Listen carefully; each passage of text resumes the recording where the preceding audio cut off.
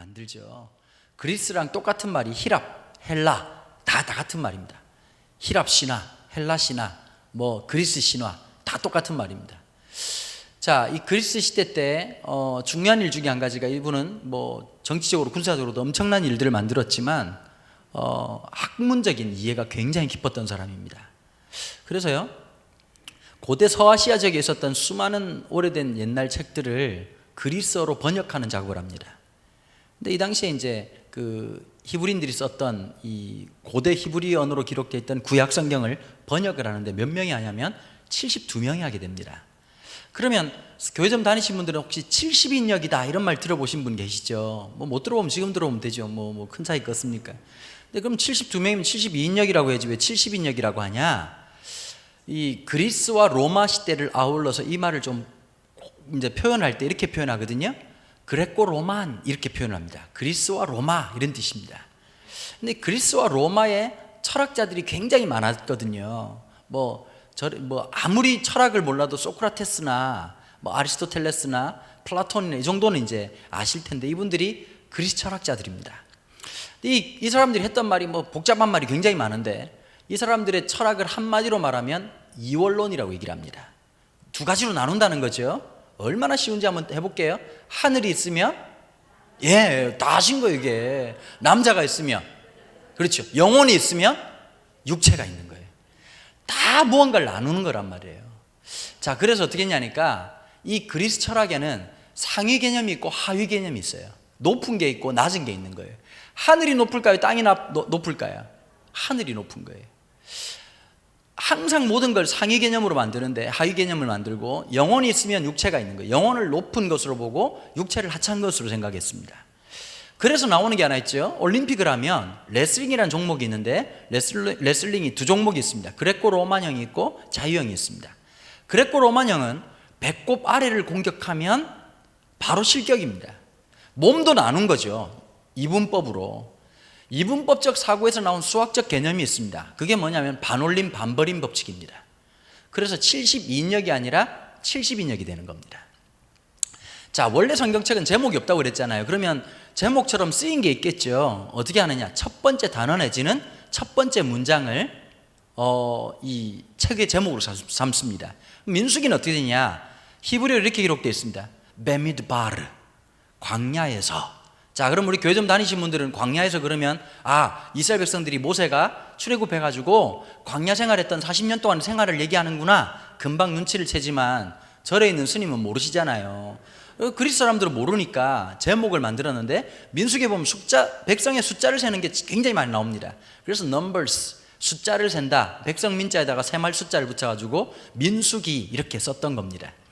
자, 그런데 우리가 생각할 때 이스라엘 백성들 그러면 엄청난 사람들이라고 생각하지만 400년 동안 노예 생활한 사람들입니다. 그러면 노예라고 하는 생활을 400년 동안 반복하면 자기의 정체성은 명확하게 노예가 되는 겁니다. 노예가, 저도 노예로 안 살아봐서 잘 모르지만요, 노예라고 하는 게 어떤 심리적 상황일까요? 상태일까요? 노예는 꿈이 있을까요? 없단 말입니다. 오늘은 벽돌 300장을 날랐으니까 내일은 400장을 날라야지, 이런 꿈이 없어요. 노예는 그냥 밥 한 숟가락 더 처먹고 그냥 30분이라도 더 잠자고 주인 눈 피해서 어쨌든 조금이라도 편하려고 하는 게 노예의 꿈이라면 꿈일 수 있는 거죠. 제가 이제 그 고향이 부산인데요, 그 부산도 부산 나름이에요. 제가 제일 놀란 게 수도권으로 올라온 게 제가 만 16년이 됐어요. 16년 전에 이제 3본에서 사역을 하는데 어떤 집사님 권사님이 저보고 그러는 거예요. 명절 때 시골 가냐고 물어보더라고. 그래서 제가 시골을 안 간다. 왜 시골을 안 가냐 그러길래 난 시골을 가본 적이 없다. 부산 고향이 아니냐고 그랬더니 그렇다 그러니까 시골 가시네요 그러더라고. 내가 너무 충격을 받은 거예요. 부산이 시골이었나? 여러분, 우리나라에서 면적 단위당 고층 빌딩이 제일 많은 곳이 어딘지 아십니까? 서울이 아닙니다. 인천이 아닙니다. 부산이에요. 부산 가면 또 사람들이 되게 우습게 아시는데 강남 집값도 되게 비싸지만 센텀이나 이쪽 가면요, 강남 집값 뺨칠 만큼 비쌉니다.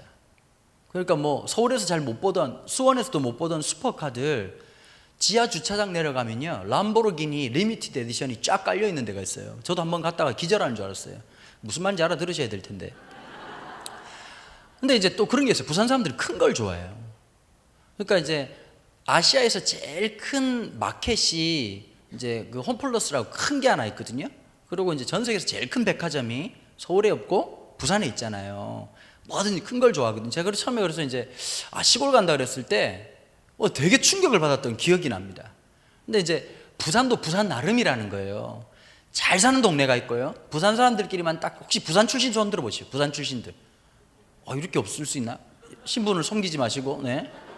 본인만 지금 사투리 안 쓴다고 생각하지 온 교인들은 다 알고 있어요. 네, 맞아요. 부산 출신들만 아는 동네가 있거든요. 저는 초등학교 때, 유치원 때 어느 동네 출신이었냐면 전포동 출신이었어요. 전포동은 도시 빈민들이 사는 동네들이에요. 그 별명이 뭐냐면 전두환이 포기한 동네라고, 굉장히 안타까운 동네였거든요. 너무 웃지 마세요. 여기도 그렇게 뭐 다를 거 없으니까요. 다 알잖아요. 우리 서민들이 살아가는 동네였단 말이에요. 자, 그런데 제가 지금 이제 그때 왔던 이무현 목사랑 친구예요. 친구인데 여러분 보시면 아시겠죠. 사람은 관리를 잘해야 되겠다는 놀라운 진리를 깨닫죠. 이무현 목사는 대학교 91년도에 들어갔고요. 저는 90년도에 대학을 들어갔습니다. 사실은 제가 형인데 처음에 얼굴을 보니까 나이가 들어 보여가지고 친구하자 그래가지고 제가 잘못해가지고 친구가 됐는데요. 제가 어릴 때만 해도 어떤 동네였냐면 전포동이라는 동네가 뭐 잘 사는 집도 덜어덜어는 있었겠지만 대부분 다가 방 하나 부엌 하나 방 하나 부엌 하나 그냥 이렇게 그런 주택들이, 그러니까 뭐 이렇게 따닥따닥 붙어 있는 다세대 주택들이 있는 집들이었고 공중 화장실을 쓰는 그런 동네였어요. 초등학교 3학년 때까지 수도가 집에 들어오지 않았어요. 그러니까 참 이해가 안 되는 동네죠. 제가 어릴 때 늘 하는 일이 학교 갔다 오면 그 다세대 주택에 있는 수도가에서 물을 길어다 놓는 일이었어요. 드디어 우리 집에도 이제 수도가 들어오는 날이 됐는데 참 옛날엔 참 신기하죠. 아빠들이 왜 그렇게 무서웠는지 모르겠어요. 저희 아버님도 목사님이신데 해병대 161기 출신이거든요. 그러니까 경상도 사람들은 특징이 하나 있어요. 설명을 하지 않아요. 너 그렇게 하다 아빠한테 혼날 거야? 너 왜 이렇게 말을 그딴 식으로 하니? 행동을 왜 그딴 식으로 하냐고? 라고 말하는 아빠가 아무도 없어요. 어떻게 하냐? 일단 빡! 와 맞는지 아나? 모른다 그러면 또 쳐맞으니까요. 먼저 선구타 설명이 없어. 아버지한테 가면 잘못 맞을까봐 늘 걱정이고, 또 이제 어머니들 어땠냐니까 옛날 엄마들은 기본적으로 기분이 안 좋으셨어. 엄마 저리 가! 저리 가 이 새끼 아주. 늘 엄마들은 기분이 안 좋아가지고 엄마 부르면 저리 가! 나가 놀아 이 새끼 아주. 늘 엄마도 기분이 안 좋으셨어. 아버지한테 쳐맞지, 엄마한테 혼나지, 동네 형님들한테 쳐맞지, 학교 가면 선생한테 또 쳐맞지. 이제 놀아줄 사람이 없는 겁니다. 그러니까 감히 가가지고 놀아달라, 뭐 돈을 한 푼 달라 이런 것도 참 쉽지 않은데, 온 동네가 드디어 이제 상수도 시설을 하니까 땅을 파 디비기 시작하는 거예요. 뒤집어가지고 공사를 하는데 얼마나 할 짓이 없었으면 하루 종일 학교 갔다 와가지고 그걸 구경했겠어요. 근데 구경하다 보니까 어르신들이 노가다 할 때도요 참 드시는 시간이 있더라고요. 참이라고 하는 걸. 그러니까 중간에 뭐 그 식사 말고 참 시간 아시잖아요. 빵 하나 먹기도 하고 어떨 때는 뭐 국수를 간단하게 말아서 드시기도 하는데, 유독 눈에 띄었던 어떤 아저씨가 얼굴이 펄개가지고 아침부터도 술이 채 있는 분이신데 뭐 빵도 안 드시고 국수도 안 드시고요, 정말 대병 소주를 라바를 부시는 거예요. 한 병을 그냥 꿀꺽꿀꺽꿀꺽 삼기시는데 안주거리도 없이 그냥 풋고추 하나 탁 들고 그냥 된장에 찍어 먹는 것도 아니고 그냥 씹어 드시니까 옆에 일하던 아저씨가 아재요, 그렇게 하시면 속 다 베립니다. 이거라도 드이소. 이렇게 하니까 그분이 하는 말이 그냥 듣는 둥 마는 둥 하시더니 병나발을 10분 만에 다 불고는요 삽질을 하기 시작하는 거예요. 그리고 탁 한마디 했던 게 지금도 기억나요. 노가다는 술심으로 하는 기다. 술 드시면서 맨정신에 못하니까 그런 분들이 다 허리 아프고 어디 아프지만 술 힘으로 그 아픔을 이겨내면서 이제 노가다하고 살아가시는 거예요. 근데 그렇게 지내시다가도요 노가들 일하시는 아저씨들끼리 싸움이 붙으면 이게 막장이 되는 거예요. 그러니까 이제 우리끼리 갈등이 생기면 어머 왜 그렇게 말씀하세요? 이렇게 행동하시면 안 되죠. 이게 아니에요. 노가다판 막장은 어떠냐면 한마디를 하잖아요. 그럼 대답을 안 하고 돌을 들어요. 그게 진짜 이렇게 무서운 거예요. 아시겠죠 무슨 말인지. 이 일을 험하게 한 것도 있겠지만 밀리고 밀려가지고 일용직 노동자로 오신 거잖아요. 그러니까 어떤 게 있냐면 사람의 마음 심리라고 하는 게 네가 나한테 이렇게 해? 그러면 그냥 너 죽고 나 죽고인 거예요. 제가 그 출애굽기를 공부하면서 떠올랐던 장면이 딱 이 장면입니다. 아, 이스라엘 백성들이 정서적으로 심리적으로 밑바닥이었겠구나. 하나님이 무슨 말씀하시면 아멘 이게 아니라 뭐 하나님 역사하신다. 나 노예야 새끼야. 지금 노예한테 지금 무슨 소리를 하는 거야? 이렇게 됐단 말이에요. 밑바닥이 보이는 사람들이었어. 거기다 400년 동안 하나님이 함께했다는 증거가 없었어요. 불신자보다 더 못한 심리 가운데 있는데 하나님이 먼저 이스라엘 백성들의 부르짖음을 들으셨어요. 이 부르짖었다는 말이 히브리어로 즈아크라고 하는 말인데요, 이제 목사님들이 가끔씩 이스라엘 백성들이 부르짖을 때 하나님이 응답하셨습니다. 그 원어의 뜻이 뭐냐면 기도했다는 뜻이 아니라 너무 고통스러워서 소리를 질렀다는 뜻이에요. 너무 힘드니까. 이게 이제 여자분들은 언제 느끼느냐? 출산할 때 느껴요. 그러니까 막 이렇게 막 힘들어가지고 제 아내도 애 둘을 낳았는데 애를 낳을 때 소리를 지르면 안 될 것 같으니까 막 이를 막 앓으니까요, 간호사가 그러더라고. 소리 지르시라고. 그러면 이빨 다 나가니까 이빨 꽉 깨물지 마시고 소리 지르라고. 근데 여러분, 진짜 아플 때 소리 지르면 그게 너무 고통스러운데 표현할 수 있는 방법이 그밖에 없잖아요. 아니, 멀쩡하게는 남편 멀끄댕이를 집어 뜯을 거예요. 어떻게 할 거예요? 소리를 지르는 거예요. 남자들은 언제 경험하느냐? 훈련소 가서 경험하는 거예요. 조교석을 죽여버릴까 이 생각이 든단 말이에요. 그런데 이제 가끔씩 열받을 때마다 전방 향해가지고 3초간 함성 이러면 그냥 소리를 그냥 지르는 게 아니라 너무 짜증나고 힘들고 현실이 너무 고통스러우니까 소리를 지르는 거예요. 그게 히브리어로 즈아크입니다. 이스라엘 백성들이 너무 고통스러워서 부르짖었던 그 소리를 하나님이 들으시고는 어떻게 하셨느냐? 하나님 참 신비한 방법을 쓰시는 거예요. 한 사람에게 신방 가셨어요. 나이가 80 먹으신 하나님도 참 번지수를 겁나 못 찾으시지. 한 살이라도 젊은 사람을 찾아야지. 80 넘으면 일단 청력이 안 돼요. 두 번째는 하나님 음성 들어도 일어나는데 한 2박 3일 걸려. 골다공증에다가 관절이 안 좋아요. 인공관절을 해야 될 판인데 모세한테 가는데, 모세가 어떤 인생을 살았습니까? 80인생 중에서 딱 절반의 40년 동안은 이집트 왕자로 살았어요. 잘 나간 사람이었어요. 근데 40년 동안 주먹질 한번 잘못하는 바람에 미디안 광야에서 양똥 치우면서 처가살이를 40년 동안 한 거예요. 살면서 후회되는 순간이 있으시죠? 아니 뭐 집안에 안 좋은 일이 있어도 사람 불렀으면 대답을 하셔야죠. 살면서 후회되는 순간이 있으시죠? 특별히 어떤 날입니까? 미쳤지, 내가 왜 인간을 만났을까? 뭐 이런 시간도 있을 거고, 뭐 별의별 생각을 다 하실 거예요. 그때 내가 왜 사인을 이렇게 했을까? 보니까 수도권도 이런 게 있더라고. 보니까 그냥 나는 모르겠다 이러고 끝까지 산 분들은 땅값을 높이 쳐가지고 잘 사는 사람들이 있고요, 애매하게 자식들 공부시킬 거라고 하다가 논 팔고 밥 팔고 이렇게 아주 아무것도 안 남은 집들이 있더라고. 보면 이게 불변의 법칙이 뭐냐? 내가 집 팔면 집값이 오른다는 놀라운 사실이에요. 진짜 열받는 거예요. 속상하고 힘들잖아요. 인생 살아가면서 후회될 때가 있어요. 내가 왜 이런 선택을 했을까? 모세 인생은 40년 동안 뭐 했을까요? 그때 내가 왜 주먹질 했을까? 그때 참을걸. 처음에는 후회도 되고 짜증도 나고 화도 나지만 그게 10년 지나고 20년 지나고 30년 지나고 80이 된 내 모습을 보면서 살고 싶어서 사는 게 아니라 못 죽으니 사는 거죠. 살아있으니 먹는 거고. 무력해진 인생에 하나님이 딱 찾아오신 거예요. 모세야, 내가 너를 통해서 이 백성을 구원하겠다. 여러분, 아멘이 됐을까요? 왜 안 됐을까요? 안 들려요. 옹알이를 하지 말고 얘기를 하시라고. 여러분, 자기 좌절이 너무 깊으면 하나님 말씀이 안 들려요. 자기 상처가 너무 깊으면 하나님의 감동을 못 느껴요. 교회라는 데가 참 신기한 게 있어요. 어떤 분들은 천국의 기쁨을 맛보는 분이 계시고 어떤 분들은 전혀 못 느끼는 분이 있어요. 똑같은 음식을 먹어도요, 진짜 맛있는 음식을 즐기는 분이 있으시고 입맛이 하나도 없어가지고 이게 단지 쓴지 짠지 아무것도 몰라가지고 그냥 지나물이 똑같거든요. 교회도 마찬가지인 거예요. 어떤 분은 하늘의 영광을 느끼고 하늘의 기쁨을 느끼는 분이 있으시고 어떤 분들은 와도 그냥 교회 와서 앉아있다 그냥 돌아가시는 분들이 계시단 말이에요. 모세가 영적으로 죽은 상태였어요. 그런데 하나님 어떻게 하시죠? 죽은 모세를 깨우시는 장면이 나온단 말이에요. 아니, 떨기나무에 불이 붙었어요. 여러분 여기 중요한 게 목자들은 주로 하는 일이 어떤 거죠? 양떼들이나 낙타를 끌고 가가지고 목초지를 따라가지고 풀을 먹이는 거예요. 그 원래 이 베두인들은 국경이라는 개념이 없습니다. 왜 없을까요? 풀 따라 다니는 거니까 네 나라 내 나라 내 땅 네 땅 이런 개념이 없어요. 막 돌아다니고 있는데, 그런데 여기는 이제 건조한 바람이 불다가 불이 붙을 때가 있어요.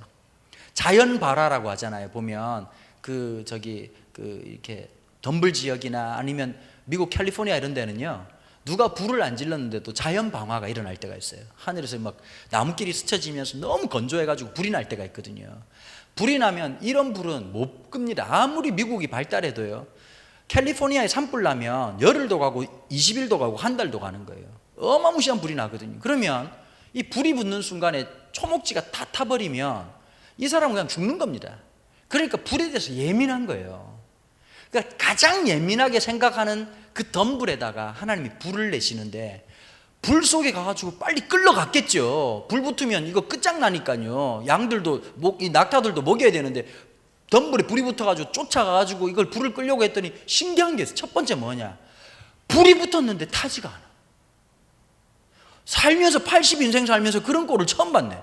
모세가 처음 놀랬을까 아마. 이게 내가 노안이 왔나, 이게 안 보이나, 별 생각을 다 하고 가만히 쳐다보는데 그 불 속에서 하나님의 세미한 음성이 들려. 놀라운 경험을 합니다. 그러면 나 같으면 그런 신비한 체험을 했으면, 모세야 내가 너를 통해서 이 백성을 구원하겠다 그러면 예 그러시냐고, 나는 나이가 들었지만 하나님 하실 수 있다고 그래야 되는데, 자기 자절이 너무 크니까 뭐라고, 나는 할 수 없노라고. 겸손이 아니에요.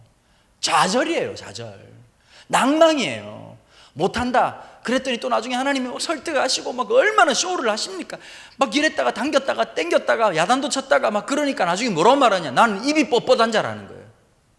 여러분 입이 뻣뻣한 자라는 게 말이 좀 안 맞아요. 왜 안 맞느냐, 나중에 모세가 이스라엘 백성들 광야에서 집회를 한단 말이에요. 어떤 학자가, 대단한 분이 유진 피터슨 목사님이 이 광야에서 했던 설교를 원고지로 쳤는데 140장이 나왔대요. 140장이. 여러분 입이 뻣뻣한 사람이 140장을 얘기하면 입 풀리면 1400장이요. 또 하나가 있어. 모세는 이집트 왕자 출신이에요. 그 당시에 왕이라고 하는 것은 선동가입니다. 사람들에게 선동질을 잘하는 사람이 정치가잖아요. 우리나라도 그렇잖아요. 그죠? 정치인들 특징이 뭘까? 선동하고 다 빠져. 다 대부분 다 그런 사람인데, 입이 뻣뻣하다는 말은 무슨 말이냐면 40년 동안 언어를 잃어버린 채 살았다는 거예요. 해본 적이 없어요. 40년 동안을. 그랬더니 하나님 뭐라고 말씀하셨던가요? 최초의 대변인 제도를 만드시죠. 네 형 아론이 있지 않느냐. 아론을 써서 어떻게 막 하나님 다 인도하시도록 역사하신 거예요. 자, 그런데 하나님이 그냥 내 백성을 가게 하라고 파라오한테 말했는데도 불구하고 안 보내줍니다. 성경에 보면 뭐라고 말했던가요? 여호와 하나님이 바로의 마음을 강팍해 하였더라 이랬어요. 그 강팍해 한 것이 어떤 것이냐, 저항하는 거죠. 못 보내준다. 첫 번째부터 어떻게 하던가요? 갑자기 이 나일강의 강물이 피로 바뀌는 역사가 있었단 말이죠. 여기 중요한 게 하나 있습니다. 이집트 사회는 다실론 사회예요. 다실론. 신이 많은 사회예요. 신이 많은데 신 중에서 위험한 신이 몇 가지. 원래는 이제 라라고 해서 태양신을 섬기는 사람들인데요, 태양신만큼 중요한 게 하나 있습니다. 이집트라고 하는 나라는 92%가 다 사막 지역입니다.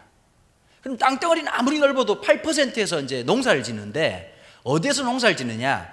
이집트 하면 유명한 하나의 문명이 일어났던 곳이죠. 나일강에 따라 가지고 4대 문명 중에 하나인 나일강 문명이 시작되는데, 나일강 옆에서 농사를 쫙 짓는 거예요. 이렇게 위성 사진을 보면요, 나일강 옆에서 다 농사를 지어요. 근데 이 나일강이 어떠냐면 1년에 몇 번씩 범람을 하는 거예요. 이번에 태풍 오는 것처럼 물이 넘칠 때가 있거든요. 물이 넘치는데 이게 저주인 듯 하면서 축복이었어. 왜 축복이냐? 물이 막 뒤집어져요. 물이 막 뒤집어지면서 밑에 있던 풍부한 유기물질이 물이 확 덮이면서 황금 델타 지역에 딱 덮이면 어떻게 되느냐? 비료가 필요 없는 거예요. 심으면 2모작 3모작을 하는 거예요. 자, 그러니까 굉장히 풍부한 땅이었어요. 근데 문제는 뭐냐면 물이라고 하는 게 두려워요.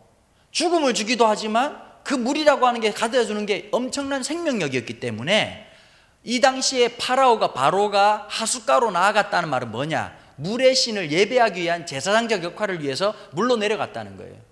물을 내려가는데 하나님 앞에 이 백성을 보내라 그랬더니 노예를 보내달라니까 보세요. 이집트 경제는 뭐로 돌아가느냐? 노예 경제로 돌아가는 거예요. 좋잖아요. 때리고 밥만 처먹이면 도로가 만들어지고, 때리고 밥 처먹이면 공장이 돌아가고. 그러니까 이집트 경제는 노예 경제였단 말이에요. 그런데 이 노예를 보내면 이집트 경제는 내려앉는 거예요. 그 망하는 거란 말이에요. 그러면 파라오가, 여러분들이 파라오 같으면 하시겠습니까? 안 하겠습니까? 아니 대답을 좀 해보시라니까. 아니 파라오가 되라는 뜻이 아니고 되기도 쉽지 않아요. 그거는 안 되는 거지만, 내가 파라오라는 입장이라면 이집트 경제라고 하는 게 돌아가는 게 노예 경제로 돌아가는데, 노예 보내버리면 이집트 경제는 그냥 내려앉는 건데 누가 허락하겠냐고요. 못 보낸다 그러니까 하나님 어떻게 하시죠? 이 이집트를 지배했던 가장 강력한 신이었던 물을 피로 바꾸면서 하나님이 어떤 분이신지를 이집트 사람에게도 보여주셨지만, 400년 동안 하나님이 누군지 몰랐던 이스라엘 백성들에게 하나님이 누군지를 시청각 교육을 통해서 딱 보여주신 거예요. 제가 놀란 게 하나 있습니다. 우리 남자분들 많이 계시는데, 저도 이제 대학교 3학년 1학기 마치고 군대를 늦게 갔어요. 1992년도에 갔습니다. 그 당시만 해도 저희들이 28개월 했거든요, 군 생활을. 뭐 저희 아버님 세대야 36개월씩 하셨지만 28개월 했는데, 요즘 청년들은 18개월 합니다. 18개월. 여러분, 이 말 들으면 남자들은 굉장히 열받습니다. 군대에서 10개월이면 천지창조가 가능한 시간이거든요. 근데 지금은 군대에서 구타가 없어요. 안 때린단 말이에요. 그래서 제가 지난번에 젊은 전도사님들하고 얘기를 하다가 깜짝 놀랐습니다. 남자분들 다른 거 다 까먹어도, 마누라 주민번호는 못 외워도 군번은 다 외웁니다.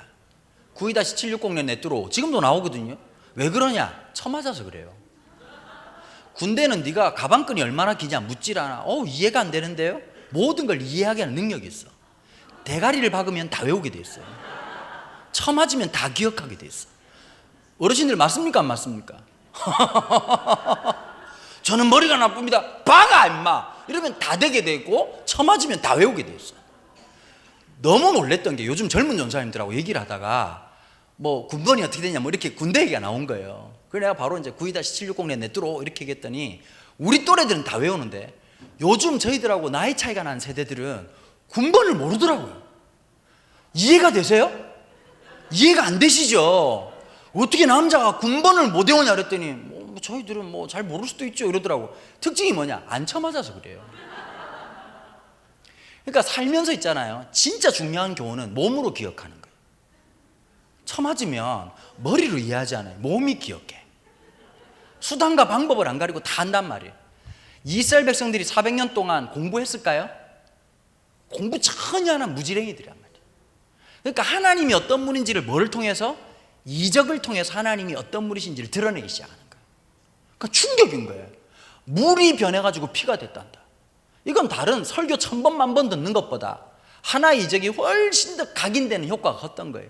10가지 재앙이 있었던, 맨 마지막 재앙이 어떤 것이죠? 그 집에 태어났던 장자가 다 죽는 거고, 생명체 중에서 초태생 첫 번째 태어난 짐승이 다 죽는 거였어요. 이 일이 있고 난 다음에 9번째까지는 모세가 가서 우리 백성들을 보내달라고 얘기를 했지만, 마지막 재앙이 어떠냐니까 이집트 사람들이 나와가지고 제발 좀 가달라고, 제발 가! 그랬더니 이스라엘 백성들이, 우리가 맨몸으로 갈 수 있나? 400년을 개고생을 했는데.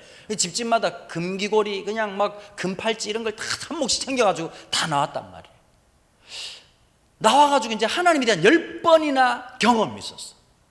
여러분, 사람이 신비한 체험 한 번만 해도 오래 가잖아요. 근데 그거 한 10번 정도 되면 머리가 이거 닭대가리가 아닌 이상 기억을 하고, 이 삶의 고백이 있을 만한데, 또 한 번 하나님 테스트를 하신 거예요. 앞에는 홍해 바다야. 뒤에 누가 쳐들어왔냐? 이집트 기마병들이 쳐들어오는 거예요. 전쟁사를 공부해 보시면, 전 세계 전쟁사를 공부해 보시면요, 차이가 나는 게 가장 무서운 기마병이 딱 두 부대가 나옵니다. 이집트 기마병, 그 다음에 징기스칸의 기마부대. 기마부대 얘네들은 딱 들어오면 어떻게 하느냐? 생명체를 다 쓸어버리는 거예요. 진짜 잔혹하게 이를 데가 없고, 400년 동안 선조들에게 들었던 얘기가 있는 거예요. 이집트 기마병들이 얼마나 혹독한 놈들인지. 뒤에 딱 보니까 이집트 기마병이 딱 따라와. 그리고 앞에는 홍해야. 여러분, 홍해라고 하는 건 인간의 힘으로 건널 수가 없잖아요. 배가 있는 것도 아니고 아무것도 없는 입장에서는 이 홍해를 극복할 수가 없는 거예요. 이 장면 하나가, 이 미장센 하나가, 이 장면 하나가 우리에게 시사하는 바가 큰 거예요. 이게 바로 인생이에요. 학생들 입장에서 그럴 수 있잖아. 막 이번에 수능만 끝나면 진짜 엄마 나 이번에 수능 끝나면 진짜 살 빼고 막 이번에 수능 끝나면 나 머리 할 거야. 수능이 너무 대단해 보이겠지만 19살 입장에서는 살아보면 껌이에요. 맞아요 안 맞아요? 사람들 입장에서는 저도 그랬던 것 같아요. 남자들이 제일 기다리는 시간이 몇 가지가 있잖아요. 첫 번째는 제대하는 날이에요. 군대가 너무 싫어가지고 저는 어떻게 했냐니까 제대하는 전날 휴가 복귀를 하도록 만들었어. 참고 또 참아가지고. 저는 내일 전역하면서 오늘 밤에 들어가면 마음이 편할 줄 알았거든요. 가기 싫습니다. 전역하는 날 아침 되면 막 세상을 다 가질 것 같거든요. 막 천국에서 막 빵빠레가 울려 퍼질 것 같고 네 세상 그러고 이제 밤새도록 몇 날 며칠째 달인 전역복 입고 가면 사람들이 날 환영할 줄 아무도 안 쳐다봐. 그 감동이 오래 가지 않아요. 영원한 게 아니라고요. 저도 연애 결혼을 했어요. 13개월 동안 미친 듯이 연애했어요. 저는 뭐든지 하나 하면 끝장을 보는 스타일이거든요. 미친 듯이 연애했어요. 진짜 제 아내가 또 7살 어려요.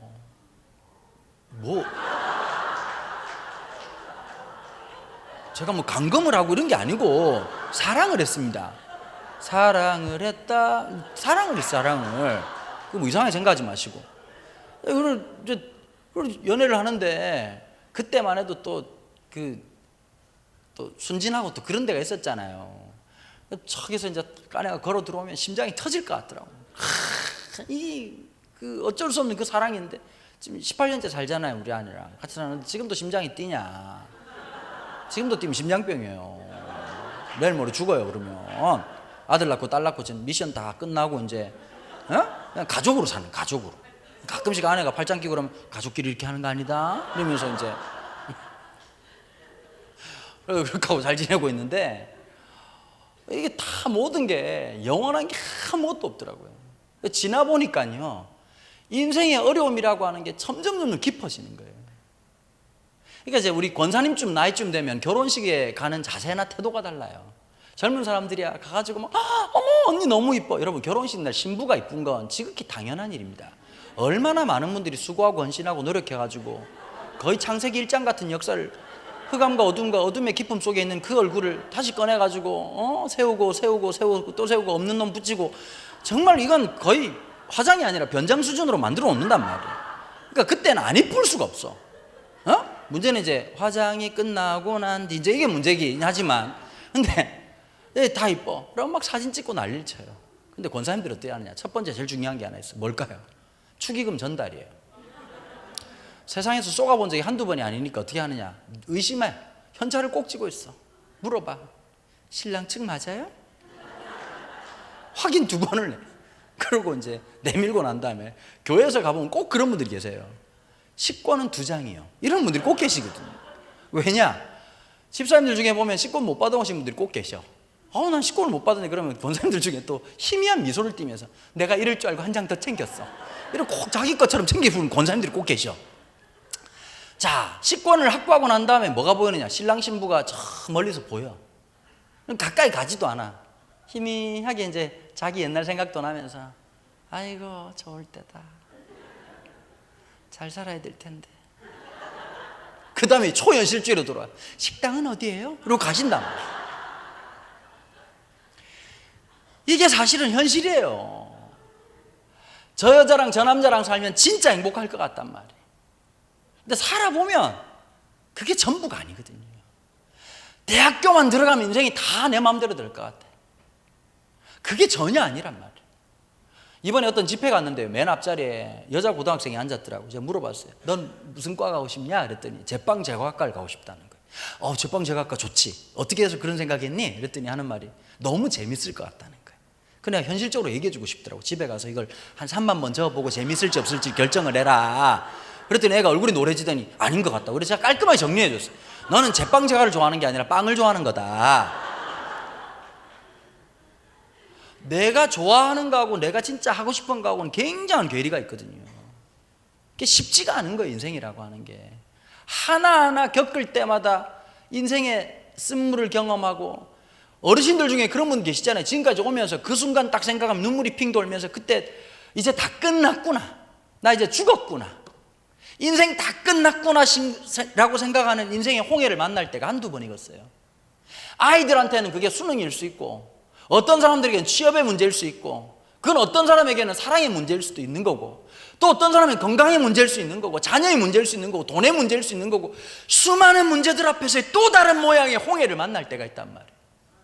그럼 더 고통스러운 게 뭐냐? 홍해만 있어도 미쳐버릴 것 같은데 꼭 그럴 때 설상가상이라고 같이 복합적으로 터져. 남편이 지금 사업 사고 차가지고 힘들어 죽겠는데 아들 녀석이 담임선생님이 엄마를 오라 그러는데 사람 미치게 만든, 정말 사람을 미쳐버리게 만드는 수많은 순간들이 있다. 그러면 여러분, 10가지 재앙을 통해서 하나님이 어떤 분인지를 봤더라면 적어도 인내하고, 맞아, 이 고난 속에도 하나님이 함께 하실 거야, 이 정도 말한 사람이 한 명이라도 있어야 되는데 이런 썩을 놈들이 아무도 없었네. 그리고 뭐라고 입을 맞춰가지고 신기하게 떼창을 부르는데 뭐라고 말하냐 이러더니, 야!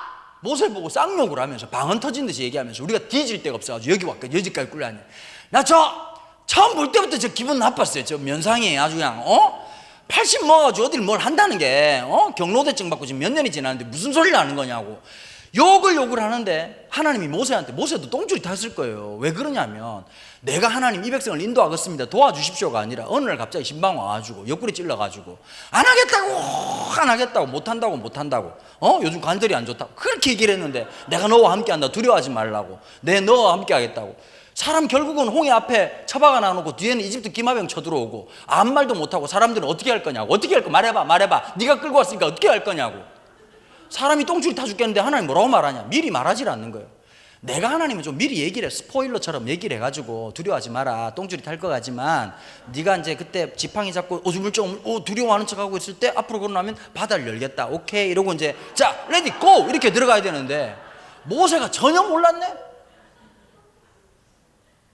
여러분, 그 다음 컷이라도 알려주면 우리가 그렇게 마음 쫄지도 않고, 그 다음에 어떤 일이 일어날지 알아줬으면 뜬 눈을 지새고 밤을 지샐 일도 없었을 거고, 하나님이 그 다음 장면에 어떻게 할 거라는 걸 조금이라도 말해주셨으면 그렇게 짜증낼 필요 없었을 거고 속 따를 필요 하나도 없었을 건데, 우리는 내일이라는 시간을 전혀 모른 채 오늘을 살아간단 말이에요.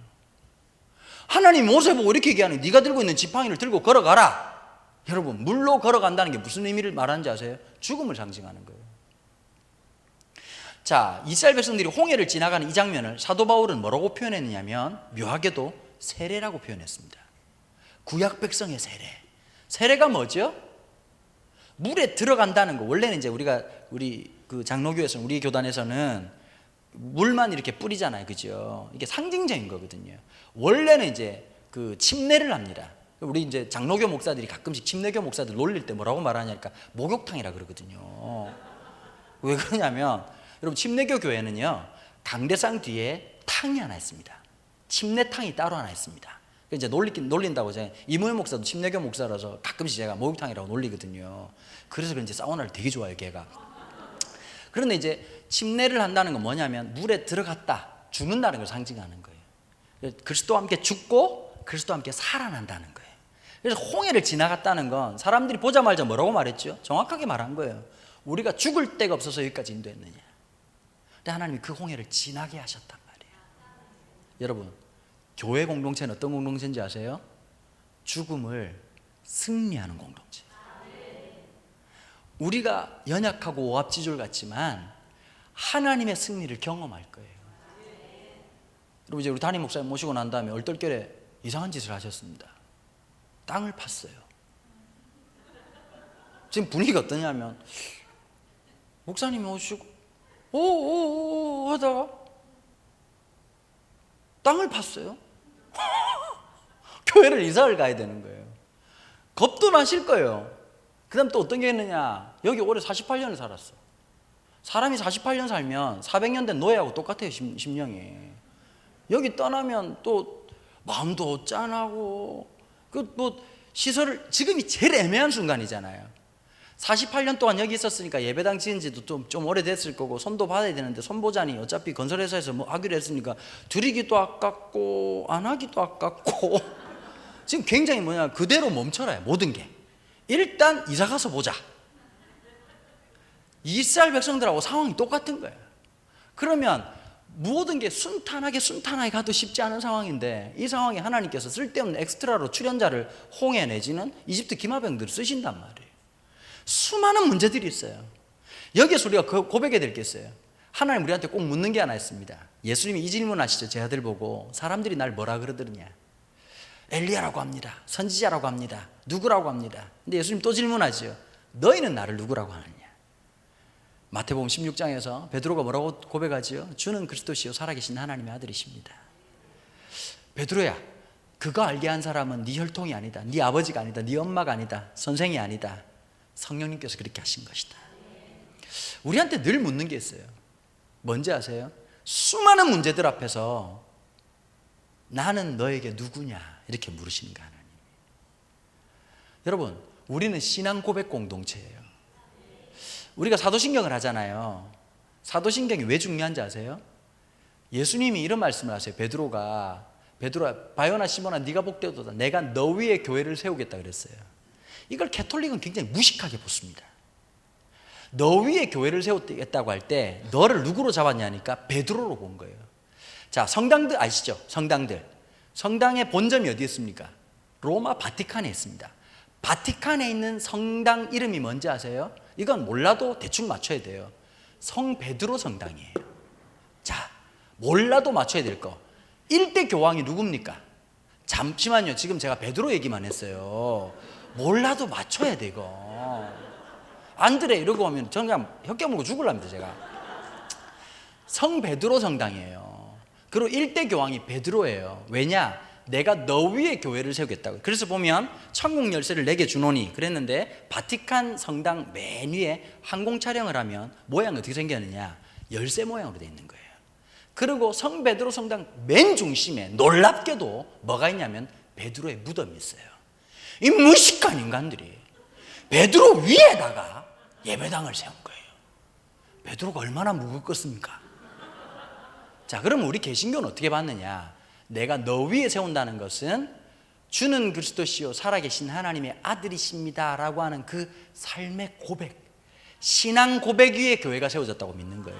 자, 그러면 사도신경 하면 그 사람이 신앙의 고백이 있는 게 아니라 사도신경은 우리가 소리로 내는 신앙의 고백이라면 두 번째 게 있어요. 삶으로 드리는 신앙 고백이 있어요.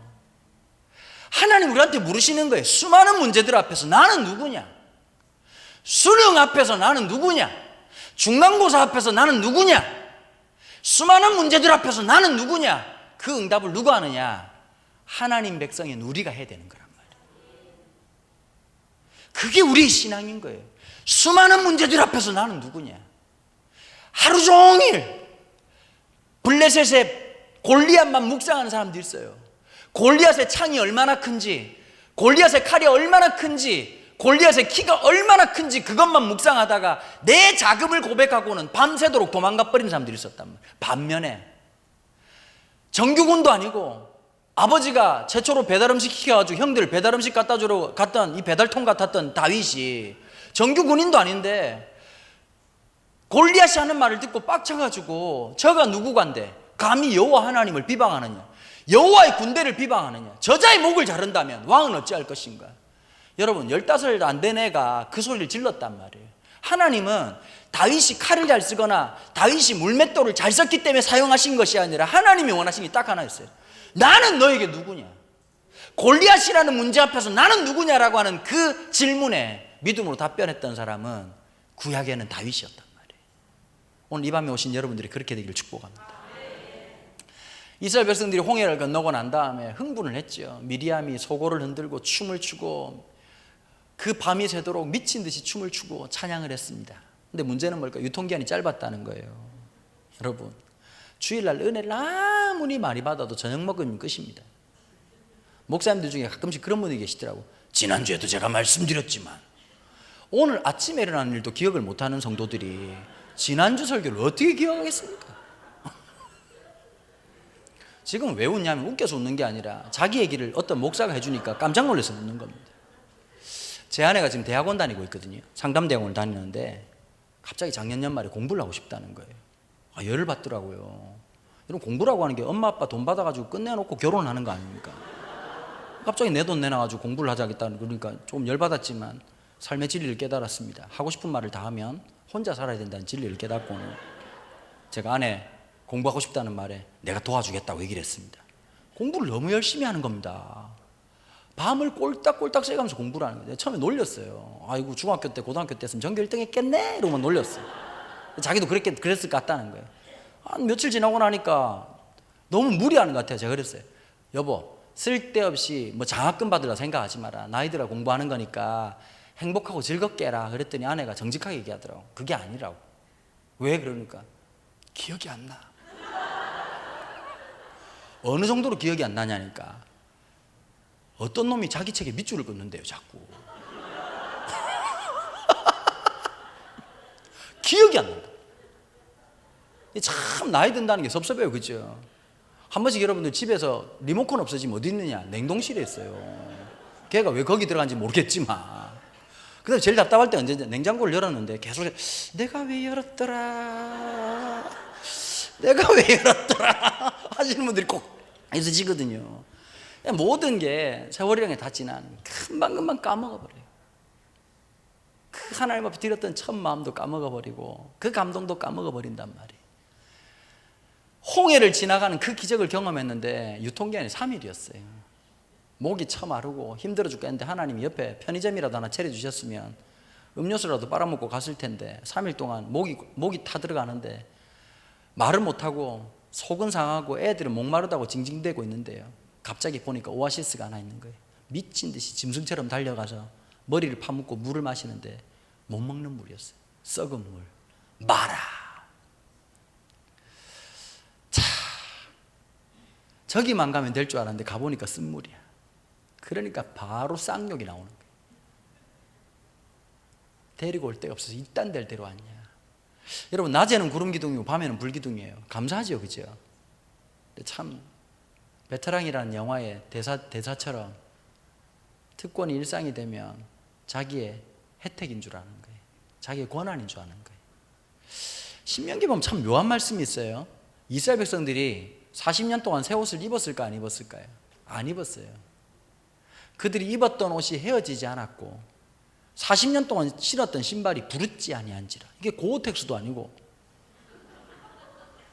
이거 뭐 기가 막히잖아요. 그 옛날 섬유들이니까 얼마나 천연재료니까 사과도 삭고 그 떼약볕에 그 추위에 사과도 삭을 만한데 그들이 입었던 옷이 헤어지지 않고 신었던 신발이 부르지 않으면서 하나님의 함께 하심을 신발이 증명하고 옷이 증명했는데 그 옷을 쳐 입고 그 신발을 쳐 신고 있는 이 이스라엘 백성들은 뭐라고 말하느냐? 하나님에서 비방하는 거예요. 또 그럴 만도 해요. 하나님이 40년 동안 좀 영양사를 데려와가지고 좀 메뉴에 다각화를 하셔야 되는데 너무 원 메뉴로 밀어붙이신 거야. 만날 계속 처먹였네. 잔치국수 아무리 좋아해도 아침에도 잔치국수, 점심에도 잔치국수, 저녁에도 여보 딴 거 먹고 시끄러워! 40년치 다 삶아놨어. 얼마나 열받겠나요. 나중에 보면 민수기에 보면 재미난 게 있거든요. 요리법이 발달해요. 만나 말려 먹고 볶아 먹고 구워 먹고. 나중에는 이스라엘 남자들이 뭐라고 하냐, 이 척박한 음식이 싫도다 이러고 데모를 일으켜. 모세를 돌로 쳐 죽이려고 3번이나 그래. 자, 그 위기 상황 속에서 하나님의 임재가 언제 때보다도 비교할 수 없을 만큼 강력하게 임했던 광야 백성들이 길 도중에 만났던 오늘의 한 사건이 있습니다. 자, 불뱀에게 물리는 사건이에요. 근데 한번 우리 상식적으로 한번 생각해 봐요. 우리가 운동신경이 겁나 없어도 뱀이 와요. 아이고 뱀이 오네. 아이고 물었네. 아이고 아프다. 이럴 사람 아무도 없어요. 맞아요 안 맞아요? 아니 없던 바퀴벌레가 나타나도 약 먹은 벤 존슨보다 더 빨리 뛰는 판에 우사인 볼트보다 더 빨리 뛰는데 뱀이 나타났는데 그 물리고 있을 사람이 누가 있겠냐고. 자, 그럼 여기서 중요한 게 하나 있어요. 우리나라 성경하고 영어 성경에 보면 여호와 하나님이 불뱀을 보냈다 이렇게 돼 있거든요. 그런데 이 히브리어가 보면 이렇게 돼 있습니다. 라라는 동사가 돼 있습니다. 라라는 동사가 어떤 뜻이냐면 자물쇠를 잠궈 있다가 열었다 할 때 쓰는 단어입니다. unlock. 자물쇠를 열었다 이런 뜻입니다. 자, 그러면 그 전 상태는 어떤 상태라는 뜻이죠? 잠궜다는 거죠. 하나님이 광야의 위험 요소가 한두 가지가 아니었는데 그 중에 한 가지가 불뱀과 정갈이었어요. 물리면 즉사예요. 그럼 하나님 불뱀과 정갈을 없앴느냐? 생태계를 만드신 하나님 절대 그러실 리가 없죠. 위험 요소에 입을 잠그신 거예요. 하나님의 최고의 벌이 뭔지 아세요? 교통사고 내는 거 아니에요. 하나님의 최고의 벌이 계약 부도나는 거 아니에요. 뭔지 아세요?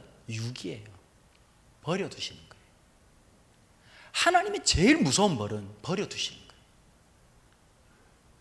무슨 짓을 하든 어떤 행동을 하든 내버려 두시는 거예요.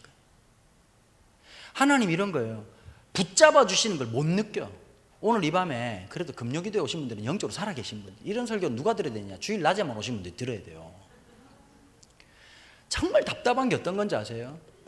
내 힘으로 사는 줄 알아. 아무리 눈을 비벼도 하나님이 안 보여. 하나님 보이세요? 보이신다 그러면 교회로 올 게 아니라 병원을 가셔야 돼요. 하나님이 안 보여요. 그런데 우리는 믿어요.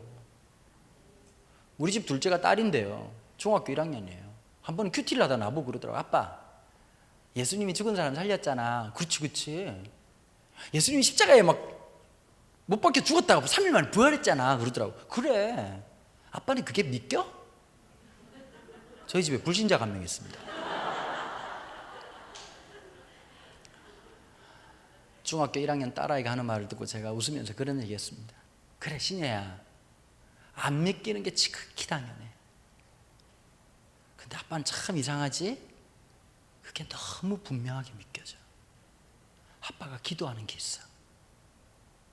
네가 아빠처럼 그 놀라운 사실이 믿어지는 기적이 일어나길 바래.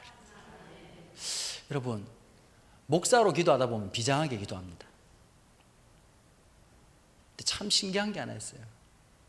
제가 기도하는 순간 목사가 아니라 하나의 아빠가 되는 순간이 있습니다. 우리 아들 녀석, 딸 녀석 위해서 기도하면 기도가 잘 안 돼요. 하나님 아버지, 우리 교회 특별히 김지사님 붙잡아 주십시오. 하나님, 다음 주에 수술한다고 합니다. 하나님, 의료진의 손을 만져주시고, 하나님 그 사람들을 통해서 역사해 주십시오. 그 사람들 할 수 있는 건 케어밖에 없지만 하나님은 치료하신다는 큐어하시는 역사가 있기를 원합니다. 굉장히 기도도 내가 생각해도 감동적이고 깔끔한 기도를 해요. 그런데 우리 아들, 딸 위해서 기도하면 어떻게 되냐니까, 하나님 우리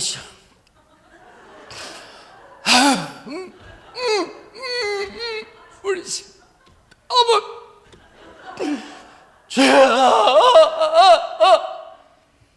신학이 무력해져. 조직 신학이고 나발이고 기도 신학이고 나발이고 다 무력해지고 갑자기 눈물밖에 안 나는 거야. 왜냐하면 목사라고 하는 직업이 그 아이를 변화시킬 수 없다는 걸 내가 너무 잘 알거든요. 그건 하나님이 하셔야 되는 거거든요. 하나님이 역사하셔야 되는 거거든요. 하나님, 제가 한국에 있는 수많은 청소년들을 살리고 청년들을 살린다고 하면 뭐 하겠습니까?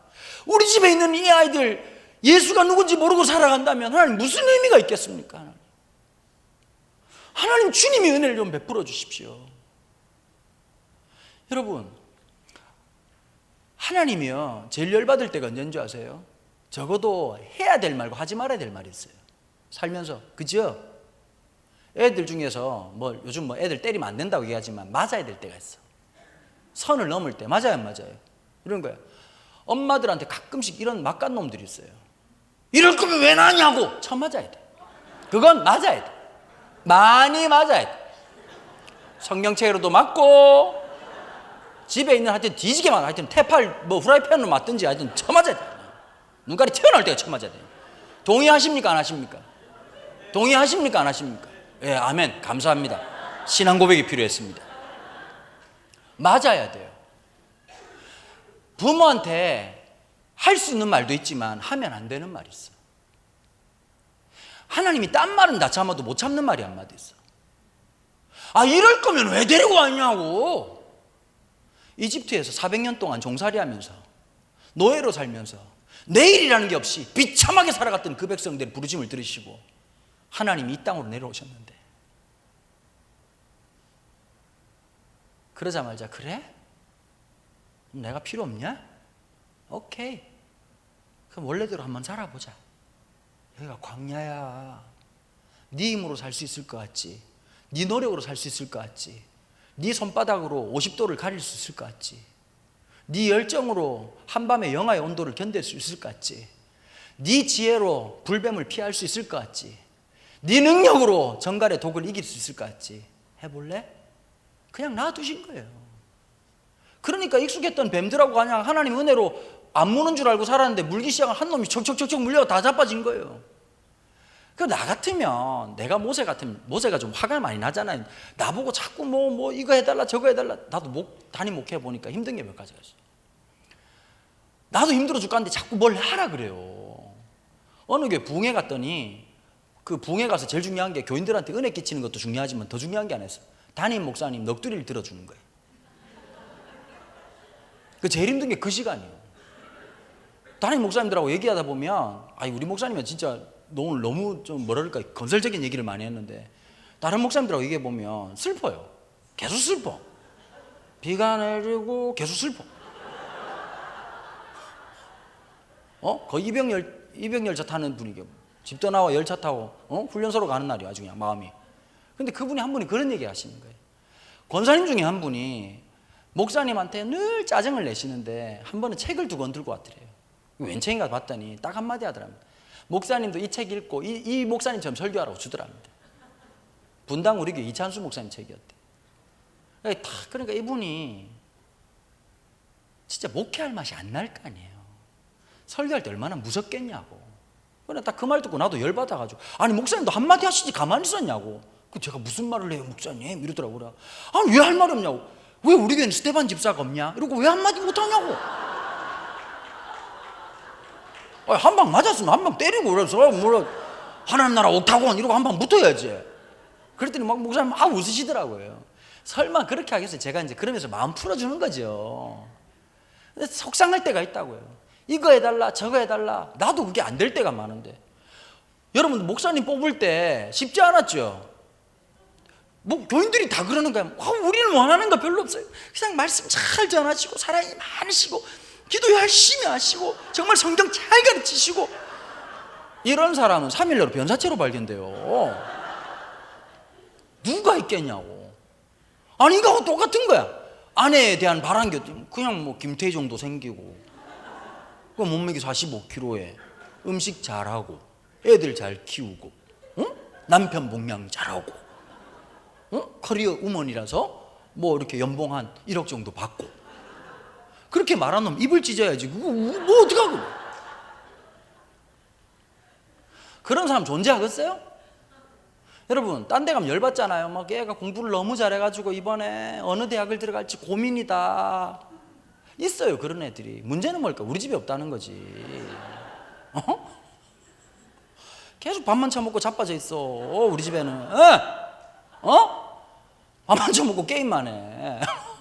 자꾸 어떤 마음이 들까? 갈라디아 2장 20절을 실천하고 싶은데 십자가 못 받고 싶다 이런 애가 자꾸 자꾸 아브라함이 이해가 돼. 왜 이삭을 죽이려고 했는지. 쉽지 않은 시간들이 온단 말이에요. 근데 참 여러분 여기 중요한 게 하나 있어요. 모세가요, 내가 모세였으면 돌로 쳐서 죽이려는 그 사람들 보면서 뱀으로 막 무는 거 보면 하나님 그랬어요. 하나님 굉장히 훌륭한 선택이십니다. 조금 늦은 감이 있지만 뭐 지금이라도 충분히 이해가 되는 상황입니다. 주님 부탁드리고 싶은 게 있습니다. 저 3번째 줄에 있는 저 사람 입을 깨물어야 됩니다 라고 말할 만할 텐데, 모세의 행동이 묘합니다.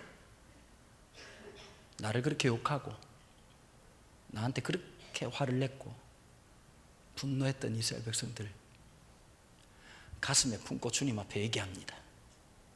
하나님 이 백성 하나님이 약속하신 백성 아닙니까?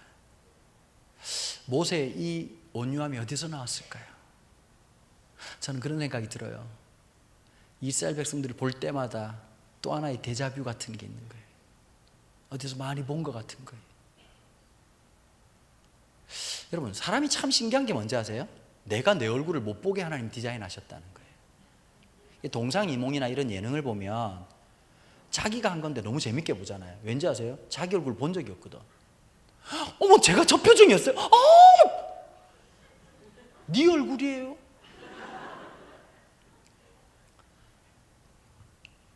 모세는 자기의 모습을 본 적이 없어요. 누구를 통해서 자기를 만났을까요?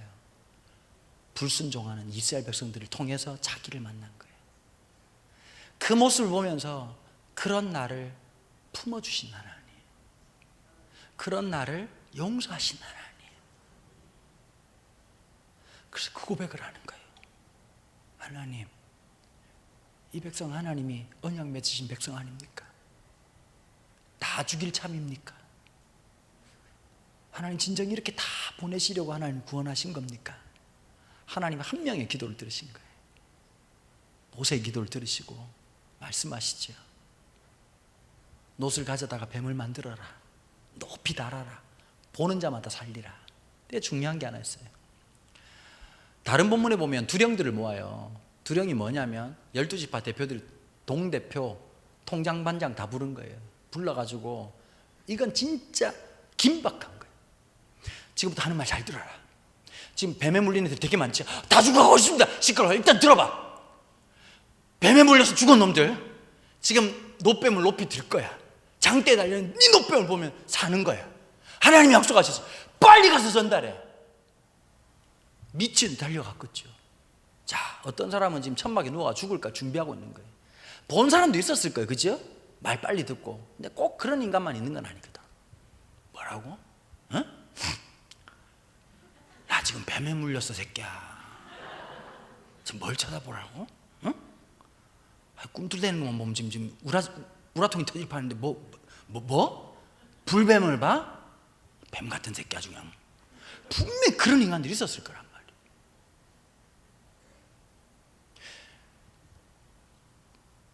성경에 다 묘사되지 않았지만 두령 중에 미친 듯이 장막에 죽어가는 영혼들 끄집어내서 저 십자가만 보라고, 저 장대에 달린, 예수님이 요한복음에 뭐라 하는지 아세요?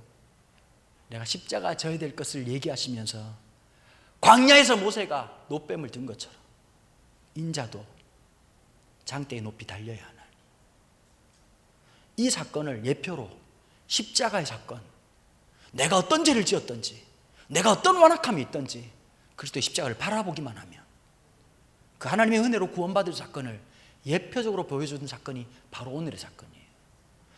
여러분, 제가 교회가 이 상황에서 지금 굉장히 중요한 상황에서 전도하는 아주 귀중한 일을 한다고 생각해요. 여러분, 성도님들 어때요? 전도라 그러면 부담스럽지 않으세요? 누구를 끌고 온다는 게 쉽지가 않아요.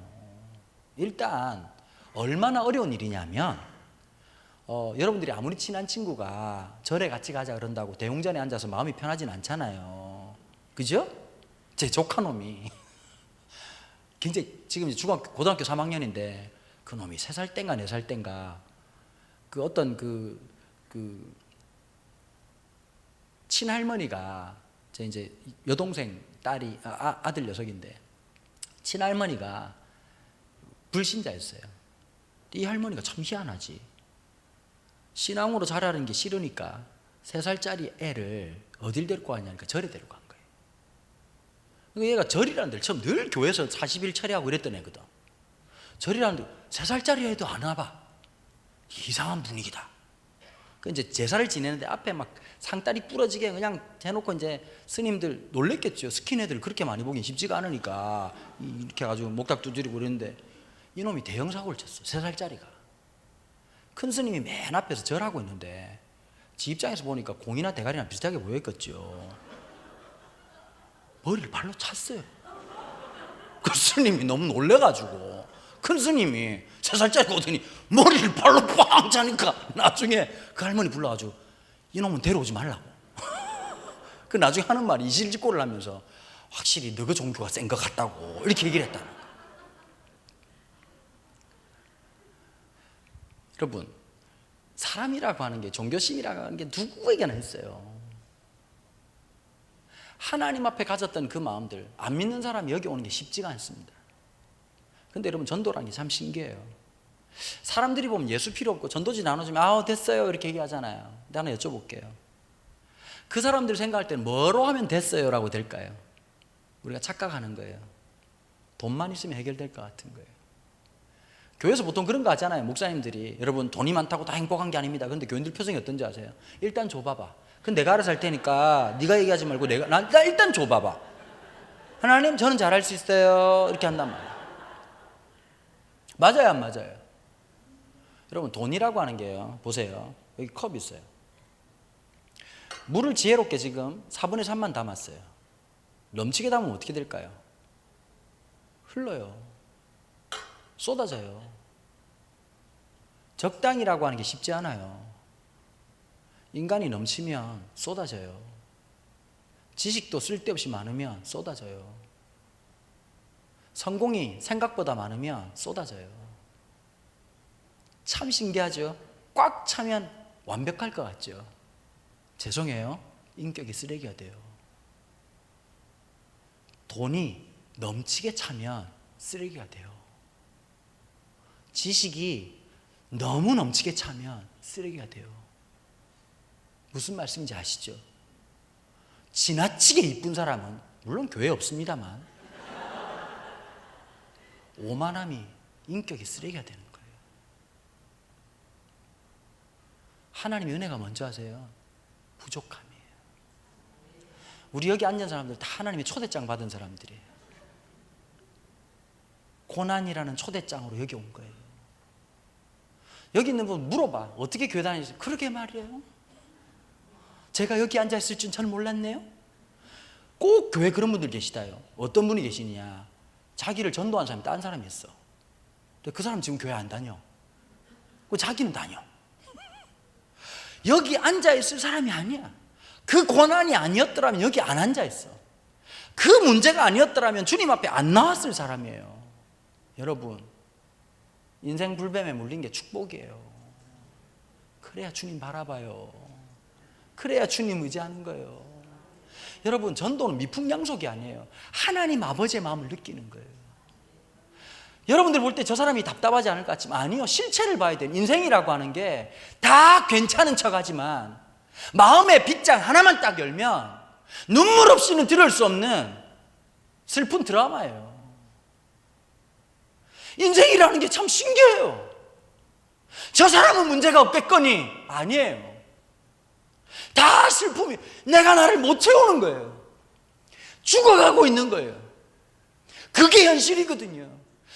예수 그리스도 외에는 소망이 없는 이 땅을 살아가는데 사람들은 그걸 모르고 있으니까 장막에 앉아가지고 뭐 불뱀을 쳐다보라고? 야, 나 뱀에 물렸어. 헛소리 하지 마. 수많은 사람들이 있지만 우리가 하나님 아버지의 마음으로 같이 가는 거란 말이에요. 여러분, 신앙의 성숙이 뭘까요? 저는 그렇게 생각해요. 성숙이라는 게 딴 게 아니더라고요. 나이 드는 게 아니에요. 엄마 아빠가 되는 거예요. 남자들은 철이 안 들어요. 알죠? 같이 사시니까. 진짜 웃기다? 밖에서 그렇게 똑똑한 양반인데 집에만 들어오면 무력증 환자가 돼. 여보! 양말. 그럼 엄마들이 말하고, 양말이 어디 있을까요? 내가 숨겨놨을까? 양말통은 어디 있을까? 눈앞에 있는 양말을 못 봐요. 맞아요, 안 맞아요? 하여튼 하나님이 이해를 해줘요. 남자는 하나님이 시제품으로 만드는 거예요.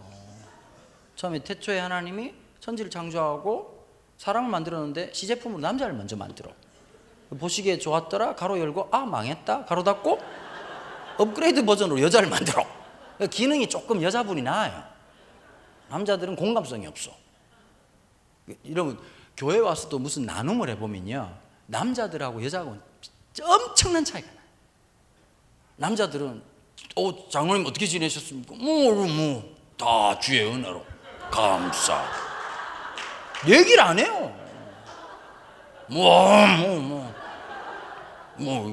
청년들도 똑같아. 어떻게 지냈어? 학교 가고 근데 여자들은 달라요. 집사님 어떻게 지냈어요? 어디부터 얘기해야 될지 달라요. 여러분, 영적 공감성이 있다는 게 진짜 중요한 거거든요. 근데 남자들이 언제 철드느냐, 자식을 낳아보니까 달라지더라고. 제가 아기들을 별로 안 좋아했어요. 우리 어머니가 얼마나 심각했는지, 제 어머니가 하나님 우리 언도 결혼하면 지 새끼는 사랑하게 해주십시오라고 기도했어요. 제가 31살에 결혼하고 만 1년 만에 아기가 생겼어요. 애를 낳는데요, 밤새도록 아내가 신음을 하더라고. 와, 내가 그때 깜짝 놀랐어. 아들 녀석이 8시 45분에 태어났거든요. 내가 죽을 판이야. 아내도 힘들겠지만. 근데 내가 느낀 게 참 신기합디다. 산통보다 더 위대한 게 뭔지 아세요? 잠이에요.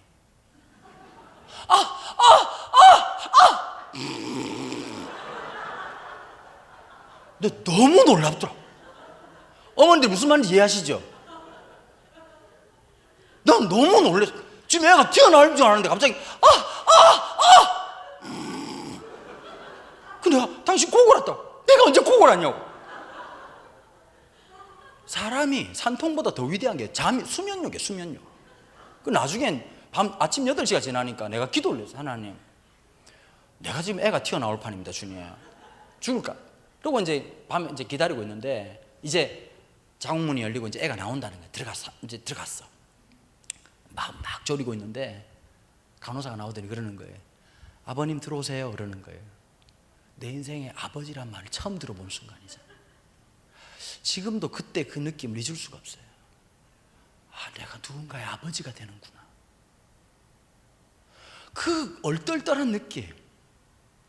가가지고 애가 탁 태어나는데 제가 진짜 인생에 예수님 만나고 아내 만난 것만큼 위대한 사건이었어요. 태어나는 그 아이한테 그 무조건적인 사랑이 시작되는데요, 형언할 수가 없더라고요. 여러분, 내가 아비가 되면서, 엄마가 되면서 그게 성숙한 거예요. 나를 생각했던 사람이, 나밖에 생각 못했던 사람이 다른 영혼을 바라보는 거예요.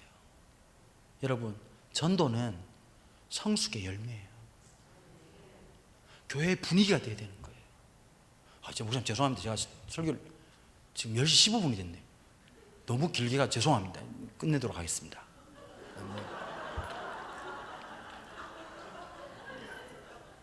뭐 시간에 수당을 주는 것도 아니고 뭐 이렇게 다 이렇게 우리 업계 관행상 이렇게 끝내줘야 돼요. 여러분, 잊지 마세요. 하나님 아버지의 마음이라는 거 잊지 마세요. 그 마음을 잃으면 끝나는 거예요. 하나님이 우리에게 예배당을 지게 하신다면 하나님은 우리가 교회되게 하는 역사가 있길 바라요. 보이는 건물이야 10년, 20년, 100년 지나면 허물겠지요. 그러나 그 영원한 주의 장막이 이 수원 땅에 펼쳐진 역사가 있길 바랍니다. 여러분들의 눈물이 기도가 되고, 여러분들의 헌신이 주의 장막이 되고, 여러분들의 순종이 주의 기둥이 되는 놀라운 역사가 있기를 축복합니다.